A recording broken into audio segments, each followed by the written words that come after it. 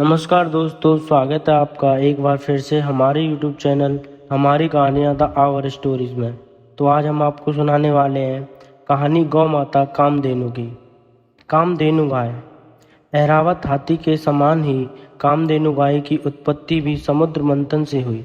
पौराणिक कथाओं के अनुसार समुद्र मंथन के समय देवों और असुरों को 14 रत्न अप्सराएं, अमृत और विष की प्राप्ति हुई। क्षीर सागर से प्राप्त 14 रत्नों में एक रत्न कामधेनु गाय भी थी। इसी तथ्य से हम जान सकते हैं कि कामधेनु गाय का भारतीय संस्कृति में कितना महत्व है। पुराणों के अनुसार कामधेनु गाय में समस्त देवताओं का वास है। इसे नंदा, सुनंदा, सुराधि के नामों से भी जाना जाता है। कामधेनु गाय को सभी गायों की मूल माता माना गया है और इसके हर अंग में चमत्कारी शक्तियां हैं। कहते हैं कामधेनु गाय जिस भी व्यक्ति को प्राप्त हो जाए वो दुनिया की सभी संपदाओं का मालिक बन जाता है। कामधेनु गाय ऐसी माता है जो संपूर्ण सृष्टि का पालन पोषण करती हैं और सबका पेट भरने के लिए आहार देती हैं। कामधेनु गाय के बारे में कई और पौराणिक कथाओं प्रचलित हैं। इनके अनुसार चाहे देवता हो या दानव, कामधेनु गाय को हर कोई पाना चाहता है, क्योंकि कामधेनु गाय जिस किसी के पास होती है वो सबसे शक्तिशाली बन जाता था। कहते हैं कामधेनु गाय सबसे पहले ऋषि वशिष्ठ के पास थी। उनसे इसको पाने के लिए कई लोगों ने युद्ध किया। एक बार विश्वामित्र भी इसको पाने के लिए वशिष्ठ के आश्रम में पहुंच गए, किंतु उन्हें भी वहां से हार कर वापस आना पड़ा। एक और कथा के अनुसार कामधेनु गाय ऋषि जमदग्नि के पास थी। ऋषि जमदग्नि परशुराम के पिता थे।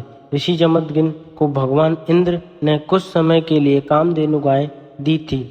एक समय राजा सहस्त्रार्जुन जमदग्नि के आश्रम आए। आश्रम में ऋषि द्वारा राजा सहस्त्रार्जुन का अच्छे से स्वागत सत्कार किया गया। सहस्त्रार्जुन ने जब ये देखा कि आश्रम में कोई खास सुख सुविधा के न होते हुए भी उनका स्वागत इतनी भाग्यता से किया गया है, तो वो बड़े हैरान हुए। तभी राजा की नज़र आश्रम में स्थित कामधेनु गाय पर पड़ी, तो उन्हें तुरंत समझ आ गया कि ये सब इस चमत्कारी गाय का प्रभाव से ही संभव हो पाया है।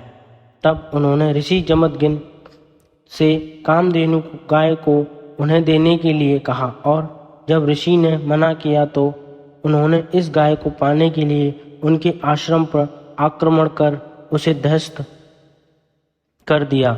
आश्रम को ध्वस्त करने के बाद सहस्त्रार्जुन ने बल का प्रयोग करते हुए कामधेनु को अपने साथ ले जाने का प्रयास किया, लेकिन तभी कामधेनु राजा के हाथों से छूटकर स्वर्ग चली गई और इस प्रकार सहस्त्रार्जुन को खाली हाथ लौटना पड़ा।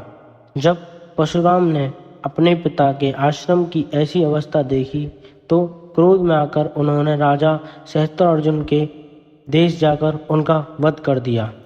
कामधेनु गाय में 33 देवी देवताओं का वास माना जाता है। इनमें 12 आदित्य, 8 वसु, 11 रुद्र और 2 अश्विन कुमार देवी देवताएं हैं। इस प्रकार कामधेनु के अंग अंग में सुख, समृद्धि और शक्ति का वास है। ऐसा माना जाता है कि केवल कामधेनु गाय की उपासना से सभी देवी देवता प्रसन्न हो जाते हैं।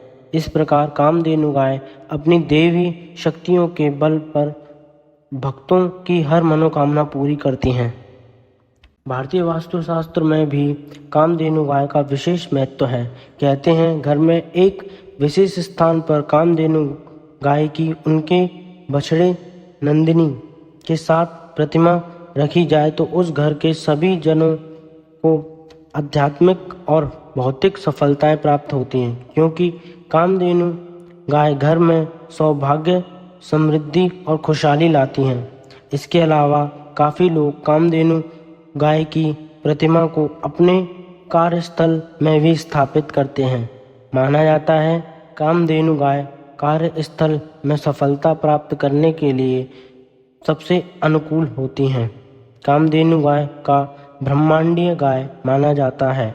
यह पोषण, शांति और समृद्धि का प्रतीक है। कहते हैं आज की दुनिया के सभी मवेशी कामधेनु गाय के वंशज हैं। कामधेनु गाय के शरीर के हर अंग का एक धार्मिक प्रतीक है। इसके 4 पैर 4 वेदों के प्रतीक हैं और इसके स्तन 4 पुरुषार्थों के प्रतीक हैं। इसके सींग देवताओं के प्रतीक हैं। इसका चेहरा सूर्य और चंद्रमा का प्रतीक है। इसके कंधे अग्नि का प्रतीक हैं।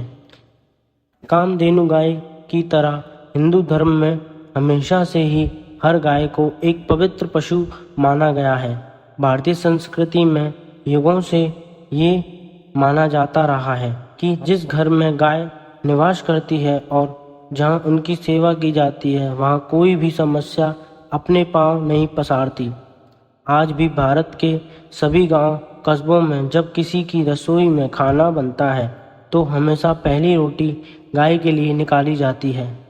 गाय को न केवल एक जीव बल्कि हिंदू मान्यताओं में माँ की उपाधि दी गई है। ऐसी भी मान्यता है कि 84 लाख योनियों में जन्म लेने के बाद हमारी आत्मा अंतिम योनि में गाय बनती है। गाय को मनुष्य का पालनहार माना गया है और इससे मिलने वाले दूध को अमृत के समान माना जाता है। भगवान कृष्ण से जुड़ी कथाओं में भी गाय अपना विशेष स्थान रखती है। इस प्रकार भारत में गाय का महत्व बहुत अधिक है और इसकी रक्षा और संरक्षण की जिम्मेदारी हम सभी की बनती है। तो दोस्तों, वीडियो कैसा लगा? अगर आपको पसंद आया हो तो लाइक करें और हमारे चैनल को सब्सक्राइब करें। हम आपके लिए और भी रोचक वीडियो लाते रहेंगे। धन्यवाद।